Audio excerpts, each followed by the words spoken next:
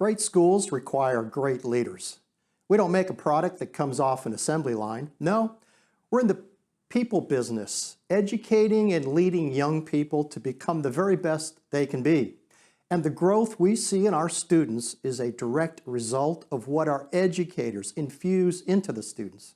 All of us in a leadership role at Orenda Education, both at the district office and at each campus, must be outstanding, heads above the rest leaders, who the great teachers want to work for and with, to get to the next level of greatness and consistency, not only in student achievement, but also in campus morale among the staff. We need to get better at leadership, leading people. So here's what I believe about great leadership. Whether you're leading an army, a hospital, a business, or a school, great leaders come in all different sizes, colors, and personalities. Some are dynamic and charismatic, and some are quiet and unassuming. Some come from elite colleges, and some never finish college. But every great leader has mastered the following 10 managerial skills. Now, I can think of more than these 10 necessary skills, but even God only had 10 commandments, so we'll stick with just these 10. If you can get really good at these 10 things, I believe you can become a great leader. If you only master 7 of these skills, you might be good, but you will not be great. But remember, good is not good enough at Orenda Education. Good is the enemy of great. I started this organization to offer a great educational choice, not just for the students and families, but also for the educators. For your students to achieve great academic results, you, the leader, must attract, grow, and retain the highest quality teachers who love educating students in the school you lead. Many teachers leave poorly led schools to go work for people they perceive to be better school leaders. People are willing to be led by leaders they respect, and great leaders attract the most followers. So here is an overview of what we're going to cover in our training that I have titled Great School Leadership, A's, not F's. Great leaders detect and eliminate the 5 major causes of F scores. The first one is fear. Average leaders intentionally or unintentionally create and perpetuate a climate of fear within the school. Staff may fear being singled out, embarrassed, or held accountable for results they have little control over. They may fear that a role they currently have at the school and that they like will be significantly changed or altered or taken away. They may fear that during their annual performance review, they're going to receive some negative feedback for the very first time. They may avoid speaking up for fear of being misunderstood or receiving an angry response in return from the leader. So they don't share with the leader what behaviors exhibited by the leader are undermining their authority and credibility within the staff. Fear is the #1 killer of a school's potential greatness. It must be addressed, eliminated, and replaced by openness and safety. And great leaders eliminate fear. They create a school climate where the truth can be heard.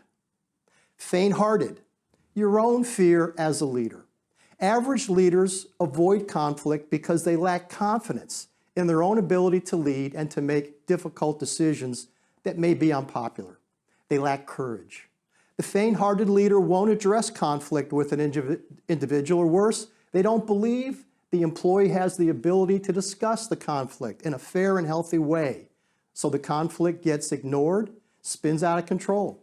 The leader doesn't lead with their own heart when they need to confront, repair, and improve relationships. They don't self-reflect.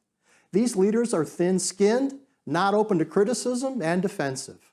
Great leaders, on the other hand, have the courage to be open, and they let others know that they value their opinion, including criticism.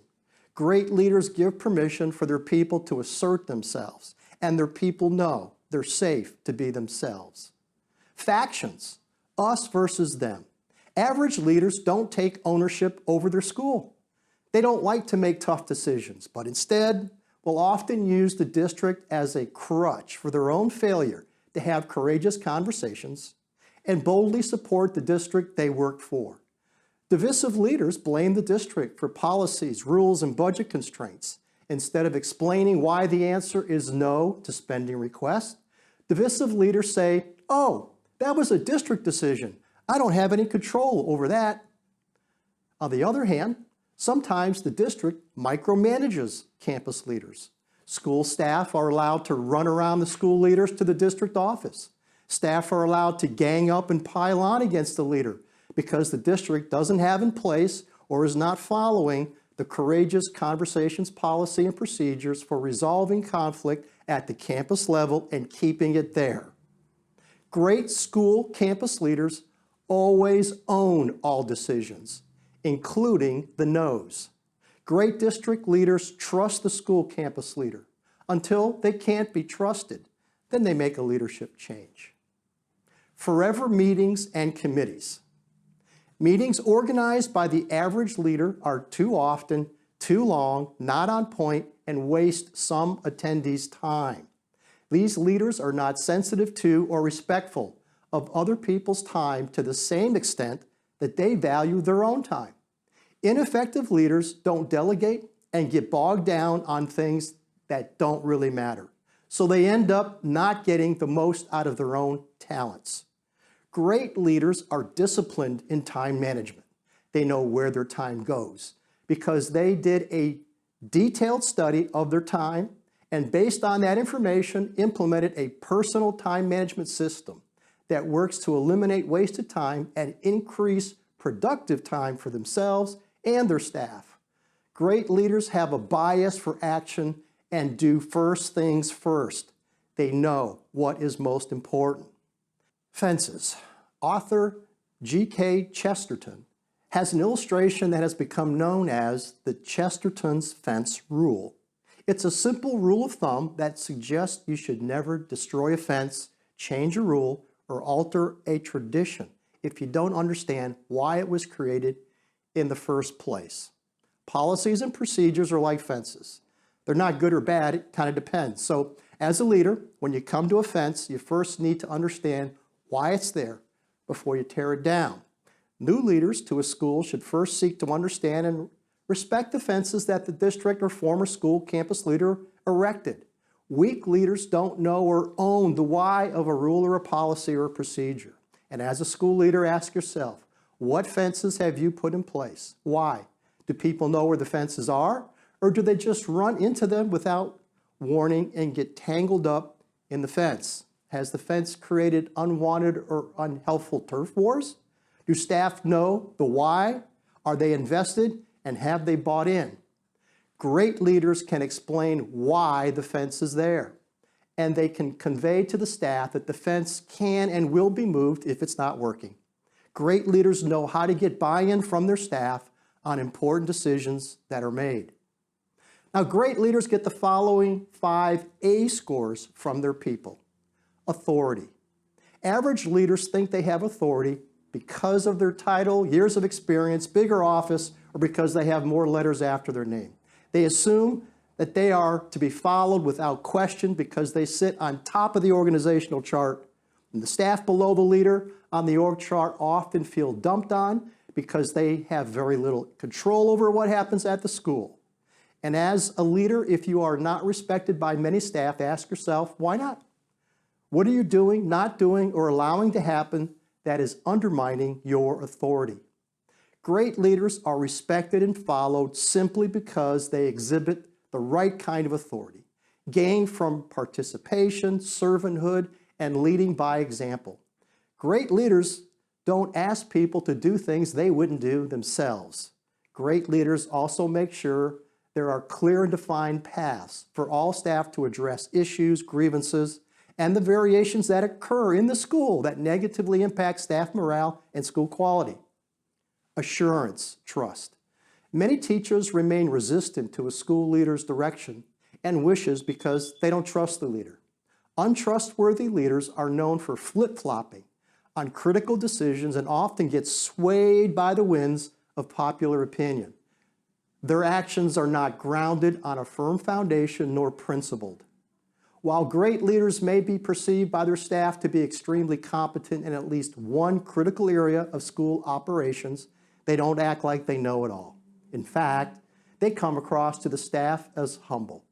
Great leaders know they don't have to be an expert in all areas of school operations, but they convey a great vision for the school, and deep down in their core, they believe it is only possible to achieve only through their people. They assure the school staff that the vision is achievable, and they keep them informed on progress toward the goal. Milestones are celebrated, pride and enthusiasm in the progress being made toward the goal is evident everywhere you look. The staff share in this belief because they trust the school leader, and they know the leader counts on them to make great things happen. Availability. Average leaders say they have an open door policy, but you find that the staff rarely walk into the leader's office to have courageous conversations. They stay locked in their office for long periods of time, and rarely does anyone know what they're doing in there. When staff do walk into the average leader's office, the discussions are usually trivial, and rarely do important decisions get made quickly and on the spot from these walk-in meetings. Average leaders rely too much on written communication. Now, great leaders get out and they walk around a lot, catching their people doing great things. They have lots of conversations with their people.